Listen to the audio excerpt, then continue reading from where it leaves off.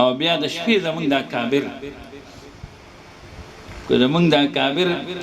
کله کله د باچاانو د بیبیانو سره ملاقاتونه کوي ناغم زموږ ستا د عقیدې د حفاظت دپاره کوي د شپې چې زمونږ دا حضرات راړل او بیا بطل حریت حضرت مولانا غلام غوث داروی رحمت الله علیه د شپې نه د بټو ښځه هغه دې ته تیاره کړه ولې خو شیعه ګڼه وه د هغې پوره ذهنیت الحمدلله جوړ کړ او زمونږ په دې مشرانو کې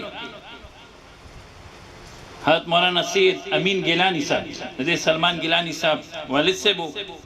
ما لیدو دې مرګرو بم لیدي هغه لاړو بټو صاحب ته ښکته کېناست بټو دې به په صوفه کېناوي نه هغې پورې نه کېنم زه د بیبي فاطمې خیر تا نه غواړم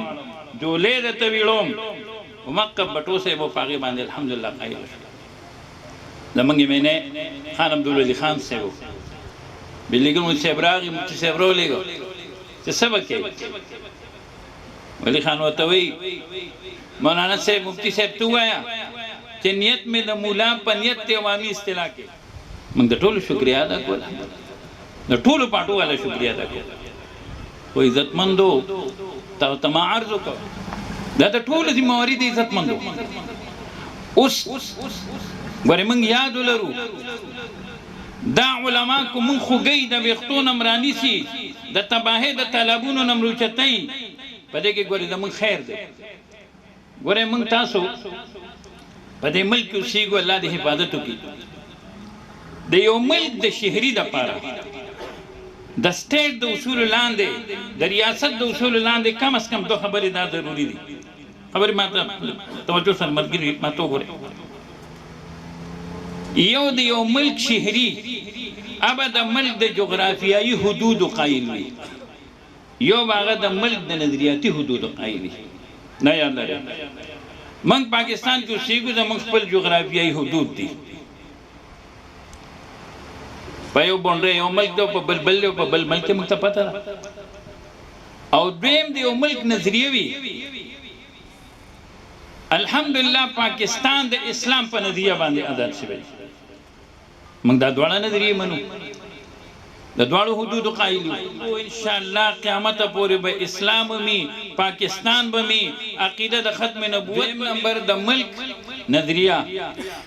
او د ملک نظریه هو قرآن او سنت دی نو قرآن او سنت هم موږ ته دا تعلیم راکوي چې د پیغمبر اسلام نه پس بل پیغمبر راتلونکی نشته حوالې ته صرف ذکر کوم کوم ملګرو ځان سره محفوظ ساتلې ډېرې بخي او کوم ملګرو ځان سره موبایلو کې دا ریکارډ کړئ تاسو به ډېرې په کار راشي عزتمندو په دې عقیده خو موږ شکر دی الحمدلله پویو چې نبي علیه السلام نه پس بل پیغمبر راتلونکی هغه نشته دی محترمو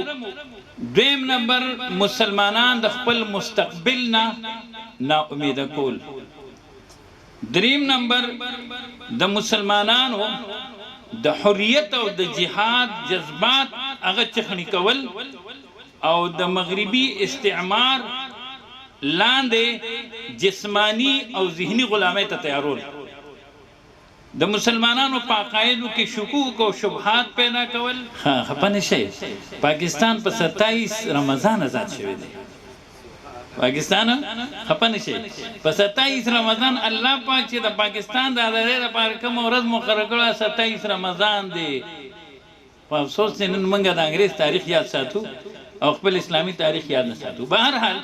الحمدلله کله چې پاکستان هغه آزاد شو الله پاک د عظیم نعمت مونږ تاسو ته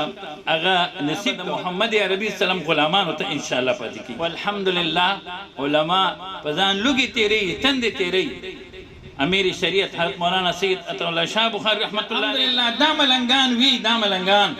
ان شاء الله استاغ پلار نکم څوک موږ مسلمانان نشي ثابت ولې او بیا د موږ هغه سیف